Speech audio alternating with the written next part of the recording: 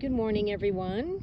It's Carrie from wildflowerartbycarrie.com, and it is Sunday, July 14th, and I wanted to do a garden tour because we got new things blooming and coming out in the garden, and wanted to share that with you. So what we're looking at here is the Tithonia that I started from the seed in the water jugs when I did winter sowing.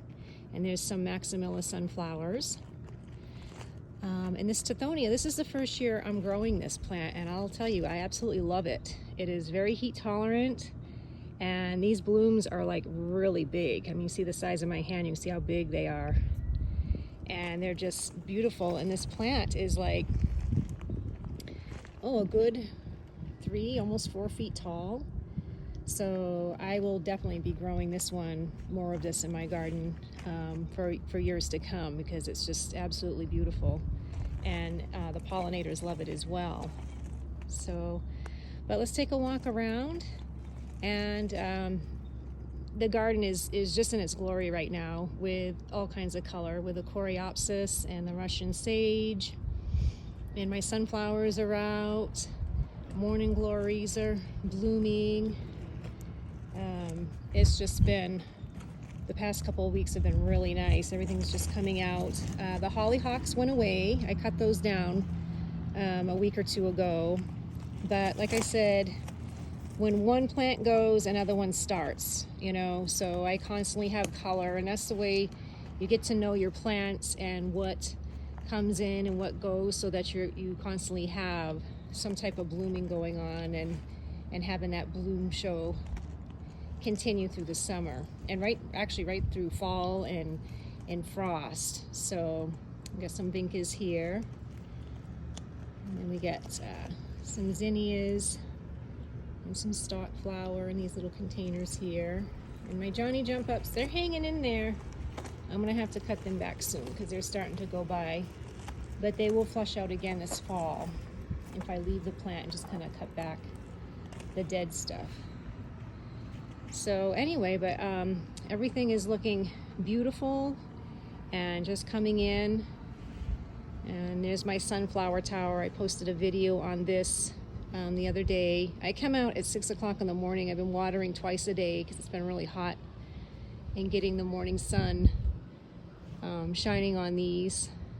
And it's kind of a prettier sun versus kind of right now it's a little bright. It's about 9 o'clock in the morning here right now. So I have cosmos coming in, and gladiolas, and my zinnias are coming in. And I've had a little bit of a rat problem. I've been having noticing some nibbling on my zinnias and some of my cosmos, and I'll water at night and I'll see flowers, and the next day I don't see flowers, and I'm like, what the heck is snipping off my zinnias? And I set a trap in my garden, have a heart trap, and we catch and release. And so far we've caught 3 rats. So, and I noticed it was a rat hole underneath that catmint over there. So we'll continue to set the trap and catch those little buggers and rehome them to the mesa, where they can go and nibble on things out there, kind of like what I said about that squirrel a couple weeks ago. Also, I have a rabbit in our yard too, and I'm going to have to get after him as well. So if I can catch him, that'll be great. I love this shot right here. So this is the Lantana and the purple fountain grass. I took a nice sunrise picture of that last week. And then the beautiful New England purple asters. Get some more zinnias here, and then the hibiscus is still blooming really pretty. I have to, my little heart topiary, I got to trim that because it's all, I got new growth, so I got to give it a little trim to get it back to its shape. So we'll take a walk over in the south garden. This is my north garden. I call this my north garden. And we'll come over here. And I have sunflowers on this side as well.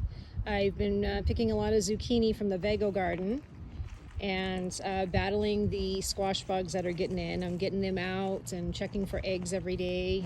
So I've gotten like 6 good bags, frozen, those freezer bags full of zucchini. So getting a good harvest this year. And there's a trumpet vine, and I got this massive sunflower. Just opened up, actually today, wasn't open yesterday, so I'm happy to see that. And it looks like it's only got 1 bloom. I don't see any other blooms on this one, which is kind of interesting. So I got some more glads over here, my boxwoods and catmint. So everything's just kind of coming in and blooming nicely. And this is a little narrow garden. It's probably about 4 or 5 feet wide, but boy, you can pack a lot of things in there. And mostly they're perennials, and I love the green because I get that year-round green interest. And then I will, actually those boxwoods, I will clip those this fall to more of a rounded spherical shape, and they look nice. Then I get some more sunflowers here coming in. But I wanted to take you over here to this arbor and show you the morning glory because they've really taken off and gotten to the top. And just the backstory of this, people that don't know why I have, it looks like it's got dead dead foliage on there. That is correct. So what this was in my front yard, and it's honeysuckle vine, and the honeysuckle was actually pulling the arbor crooked, and I actually made a little video on that. If you look into my Facebook, TikTok, Instagram, you'll see how it was pulling, and so we've replaced this arbor. We took it out, put a new one in the front, and we put cement in so that the weight of the honeysuckle root won't pull it down.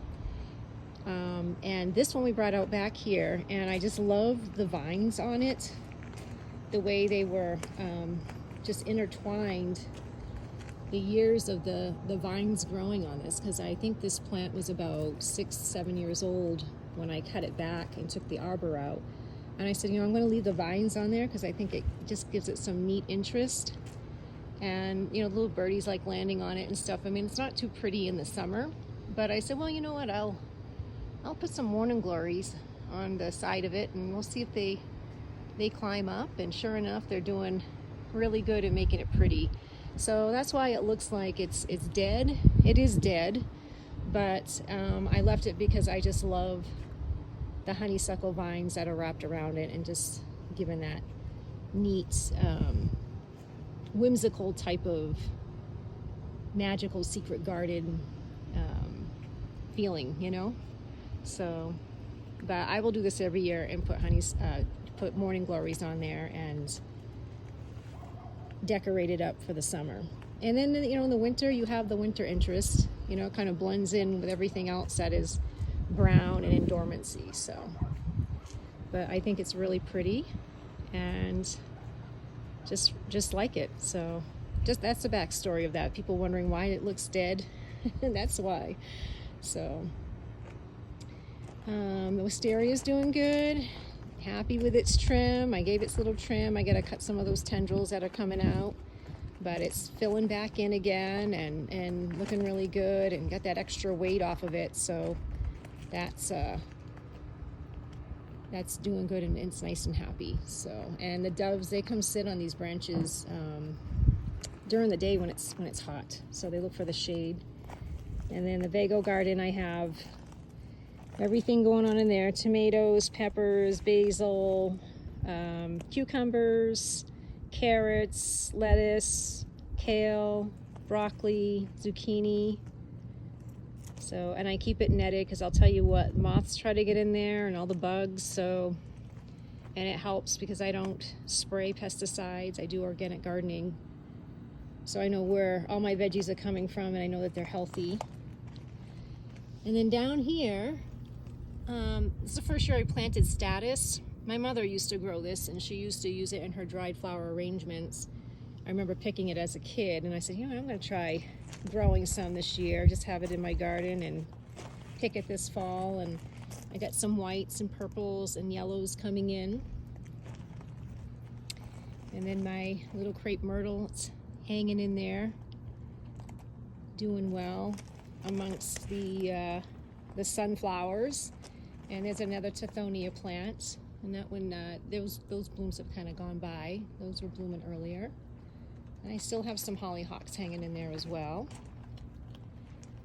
So anyway, just a quick little garden tour to give you an update on this hot day in July. We are going to be close to 100 degrees today, another couple days of that, and then we're going to get down into the 80s, which is nice. So, but the garden's doing really well and hanging in there and just looking fabulous. So if you want to see any of these dried flowers in my artwork, please visit my website, wildflowerartbycarrie.com.